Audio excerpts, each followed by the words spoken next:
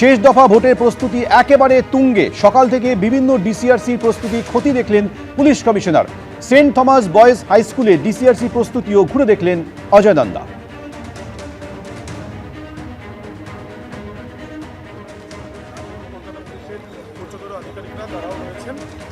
সকাল থেকে বিভিন্ন ডিসিআরসি প্রস্তুতি খতিয়ে দেখেছেন পুলিশ কমিশনার অজয় নন্দা। তিনি ঘুরে দেখেন, আধিকারিকদের সঙ্গে কথা বলেন। সেন্ট থমাস বয়েজ হাই স্কুলে আজ কিছুক্ষণ আগে আসেন ডিসিআরসি, প্রস্তুতি খতিয়ে দেখেন অজয় নন্দা।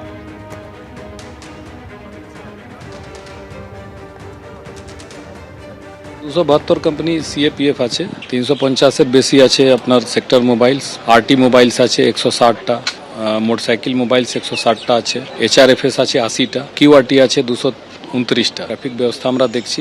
এছাড়া গতকাল থেকেই মোটরসাইকেল মোবাইল পরশু থেকেই চলছে। খুব ভালো ব্যবস্থা আছে, লেন্স বাই লেন্স বিভিন্ন জায়গায় পুলিশ থাকবে। বুথে তো যেটা অ্যারেঞ্জমেন্ট আছে খুবই স্ট্রং অ্যারেঞ্জমেন্ট আছে। এইচআরএফএস আছে, আরটি মোবাইল আছে, কিউআরটি আছে, স্পেশাল নাকা পয়েন্টস আছে, হাই রাইজ জন্য আলাদা করে অ্যারেঞ্জমেন্ট হয়েছে। এরকম একটা ব্যবস্থা আছে এবং মানুষ কাছে আমরা বিগত অনেক দিন ধরে আর গতকালও ইন্টেন্সিভলি আমরা মাইকিং করেছি, প্রচার করেছি, মানুষকে অনুরোধ করেছি কি আপনারা বাড়ি থেকে আসুন, ভোট দিন।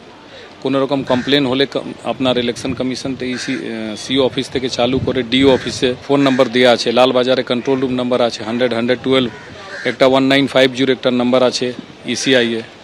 তো যার কোনো অভিযোগ থাকবে ওই নাম্বারেও জানাতে পারে, ইমিডিয়েটলি পুলিশ যাবে।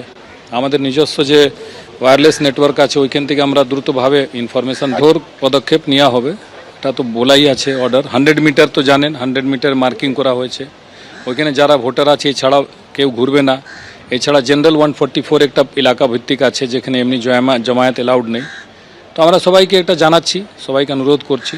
এরপরে কোথাও যদি কোনো কারণে ইচ্ছাকৃতভাবে গন্ডগোল করা উদ্দেশ্যে জমায়েত হবে, তো যে কিউআরটি আছে, যে সেক্টর মোবাইল আছে, এইচআরএফএস আছে, ওটা প্রয়োজনীয় ব্যবস্থা নেবে।